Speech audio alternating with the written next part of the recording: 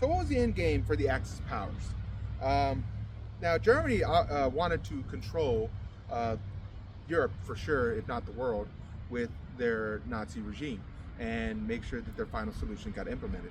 Japan definitely wanted to conquer Asia and rule that section there. And Italy was trying to create a rebirth of the Roman Empire. So that was their goal. Now, them working together and trying to reach that, well, that probably wasn't going to work out so well.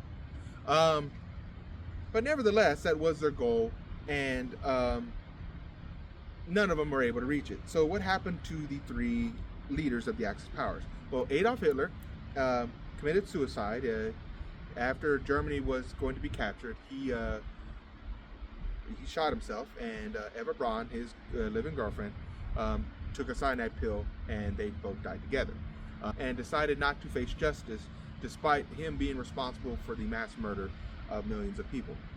Emperor Hirohito, he was actually able to survive and live to the 80s as basically a figurehead for Japan, and basically telling the Japanese people that to follow America's lead, allow America to rebuild Japan, and basically use him as a prop to get Japan's population on our side. He was still a respected figure.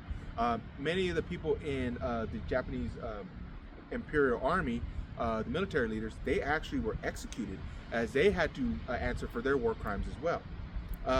Benito Mussolini was actually captured trying to escape from Italy, and he was dragged to the public square, and they killed him. They killed his wife, if I'm not mistaken, and they displayed their bodies out in public and hung them upside down.